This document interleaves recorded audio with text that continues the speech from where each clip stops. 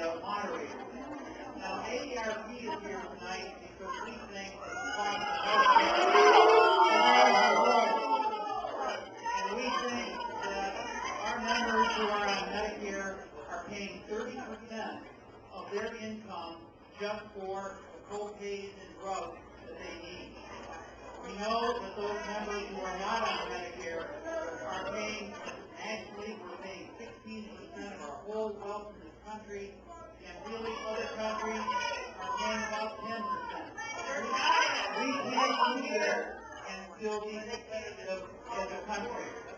And finally, and not least, each and every family who is buying health insurance today is paying about $1,000 to cover the cost of uninsured people who aren't paying in some cases because they can't, but in some cases because they choose not to.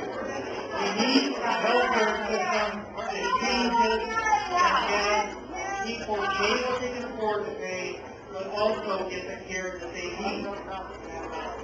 So that is why we are here tonight, and I'm sure all of you are here, to listen to solutions and ask questions. And you're going to be allowed to ask questions. That's why we're here. And you're going to be allowed to tell stories if you have stories to tell.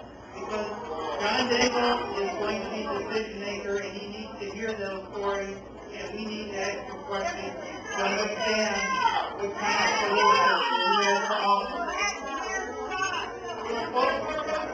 I know, and frankly, I like the fact that people are passionate because it's good. It's good in a democracy. But the thing that we can do tonight, all of us, is we can have a process where you get as many questions as possible asked. You've got a top guy here, you can put him on the spot, you can ask the tough questions.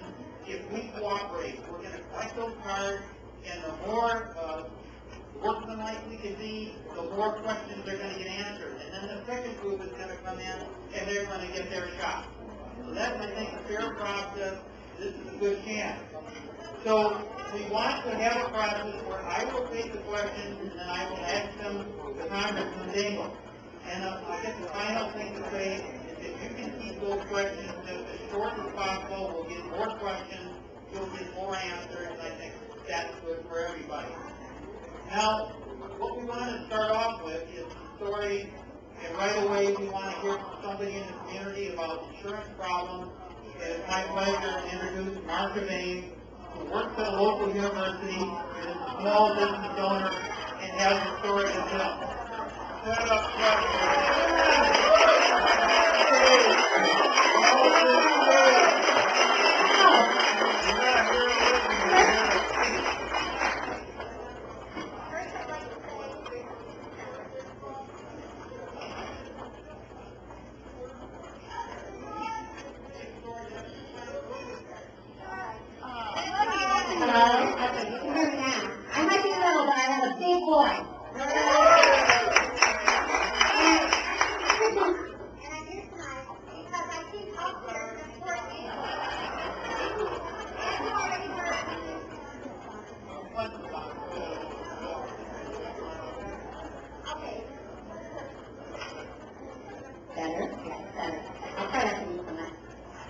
Anyway, my name is Marsha Boehm, and I work at a local university.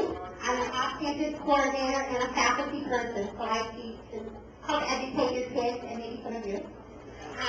Make sure people get on the right path and understand the things. I also have been a chief operating officer, and I have a small business. I worked 14 years in healthcare prior to coming into academics. I had a disability. I had healthcare coverage up until December, and I no longer do. Because working in the university, unless you're full-time, you don't get healthcare. And you cannot pay in to get it. So every day I wake up, and it's like playing a Russian roulette. Because you think, hey, you know, you get up, you don't know, somebody has an accident. You get hit, something happens to you. And people become like me, disabled. We talk in the disability community, we say it's equal opportunity. Anybody in this room can snap their fingers and end up with a disability like myself. Now we come in this country and see disability, and illness equate one and the same. They're not. But because we have pre-existing conditions, I cannot afford to get health care. Pardon me? Well, it doesn't. The reality is that I don't fit the government specifications. I'm a working adult. Just like many of you. And indeed, do we really think that any of you look me in the eye and say, I don't deserve health care? This is a moral issue.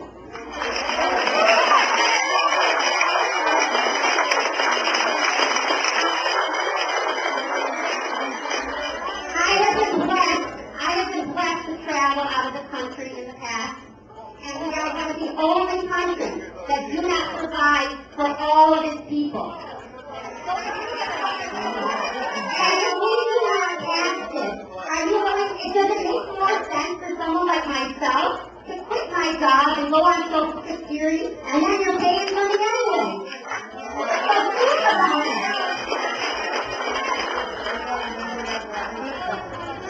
I have no health. You deserve health care. You don't deserve what we're going to get.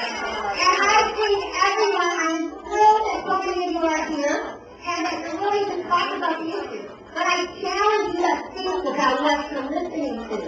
Because so many people have talked to me about, I don't want socialized health care, it's a bad system. What about Medicare?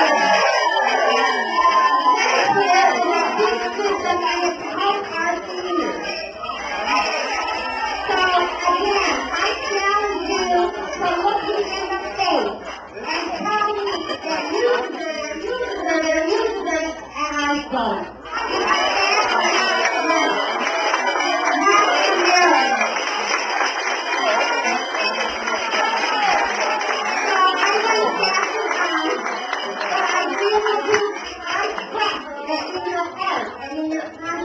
That you know this is the right thing to do. And that we will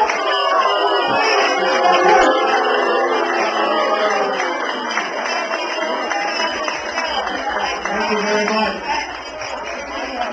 And now I would like to introduce Marsha Boehm.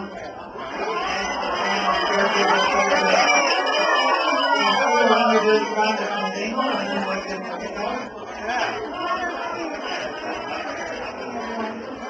Been in healthcare for 35 years, and as an RN, and as an owner of a Medicare certified home care agency, we see every day how fragmented our healthcare system is.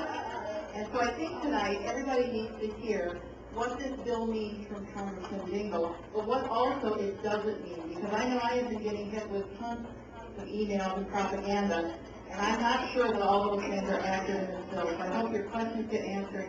But I know that I've spent my life in Congressman Dingell's district, and he has always been a huge health care, and I think that we could be a lot worse off if someone else was heading up these bills. So I'm very proud that Congressman Dingell